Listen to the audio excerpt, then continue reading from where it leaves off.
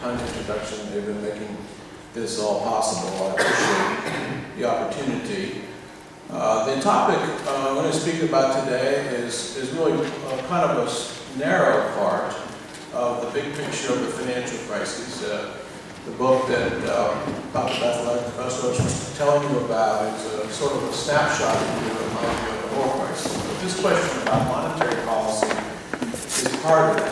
And so I'm going to try to focus on that and get into some details. I'm going to be looking mostly from the perspective of the central bank in the United States and what it has done throughout this crisis. But it's a broader set of issues, as you'll see. I hope I make that clear. But there will be some kind of institutional detail which I'll have to decide how much to get into. I will speak hopefully for about 40 minutes, and I hope we have lots of opportunity for questions that maybe go beyond what I'm going to focus on here. So the question that I was asked to address is, you can see it on the screen, does the crisis... No, I can do it. I'll see, maybe I need your help. I don't know. And you can see, does the crisis experience call for a new paradigm in monetary policy? And to cut the suspense, I'm going to argue the answer to this question is no. Okay, but I'm not going to just say no and sit down. I'm going to try to defend myself a little bit about why that's the case, because I think a lot of people think there needs to be changes. And by the way, progress in science is always going on, so you're always looking for improvements. But I think the crisis per se, the crisis itself, does not suggest a need for a new paradigm. If anything, the opposite is the case. Maybe I do need your help here. So, how do I get that one to move? Yeah, maybe I just do it. Okay, so I thought I'd start with a description of what I think the paradigm is now, or I would put it before the crisis, what was the paradigm. And I call this a monetary policy paradigm that worked, in the sense that it worked for, depending on what country you look at, for at least 2 decades. In the United States, most of the 80s and 90s, into the beginning of this century before the crisis began.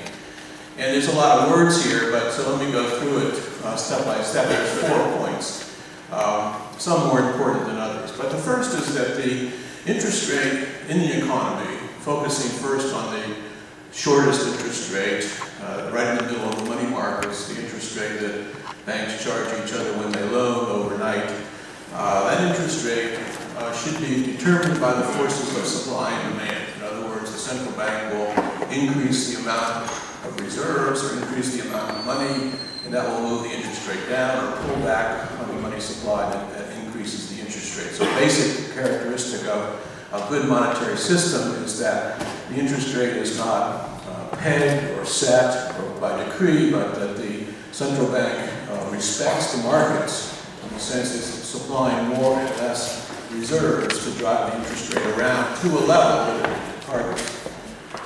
And the second really describes that the central bank is able to adjust the supply of money or reserves to the banks, which the banks hold at the central bank, to bring about a target for the short-term interest rate.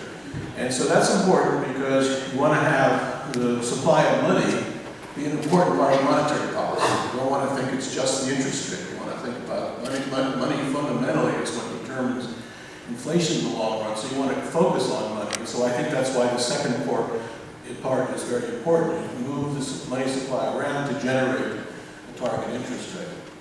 The third point gets us more to the macroeconomic considerations. The central bank should be adjusting the interest rate depending on economic conditions.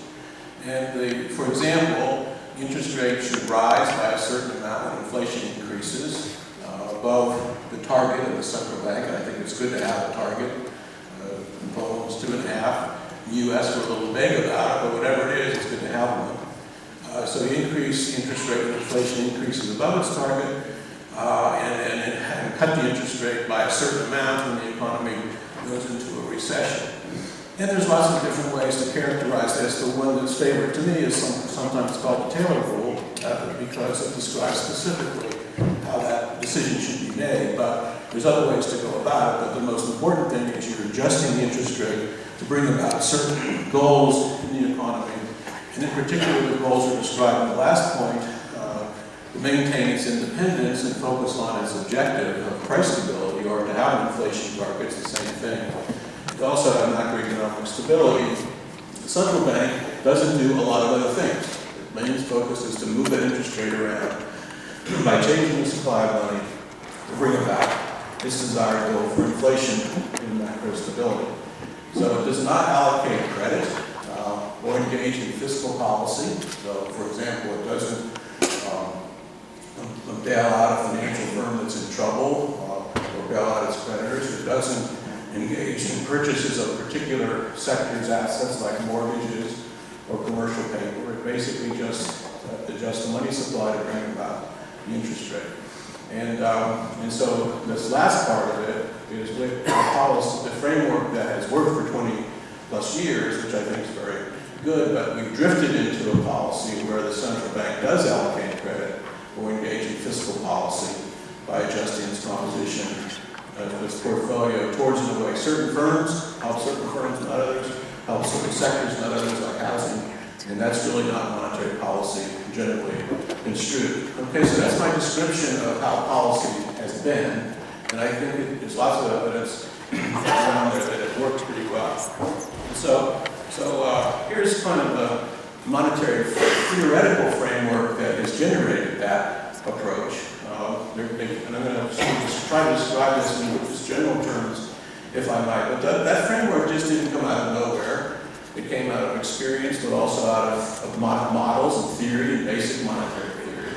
A lot of it came out of empirical models with rational expectations. I don't think that's certainly to blame for the crisis, but rational expectations and sticky prices. Lots of models. The theories were based on monetary theorists from Fisher to Excel to Friedman. The objective of this theorizing was really pretty straightforward to find a monetary policy, procedure, rule, strategy, which didn't create its own shocks, but it had some stability, but also reacted so that you cushion the economy from shocks. And that framework generated these kind of policy procedures and rules which were optimal among the class of rules. So you basically tried to find the best policy using this framework that would deliver good performance, and that turned out to be the framework on the previous slide. And one example is the so-called Taylor rule. Now, the Taylor rule is basically, back to this slide here, as I mentioned, it's a way to adjust the interest rate depending on what happens to things in the economy, like inflation, like GDP. For my purposes here, it would be much better if it were not called the Taylor rule, because I lose objectivity in talking about it. So you can please think of it in more general terms.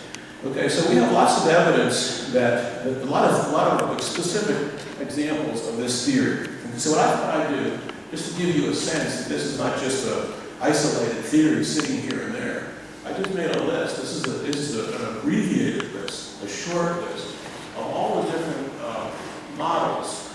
They mainly estimated econometrically, some big, some small. You can't see the edge of the screen here a little bit, but I'm going back as way back in '97, a paper by Michael Woodford, Hoover Rosenberg, and you have if I can find something, this one in red is by me, 1993. That's an open economy model. It's the G7 countries. You have a model of the euro area. This is the Riksbank's model. There's a whole lot of quantitative, I think, pretty sophisticated models that characterize the features that I'm trying to summarize in this theory. And the monetary policy procedures that I started with really come out of simulating these models, doing policy work, sometimes in the central bank. Some of these models come from the central bank. This is the Federal Reserve Board's Sigma model. You also have this is a Fed model. This is the main Federal Reserve model at the top. You have this is Frank Smets, is the director of research at the ECD.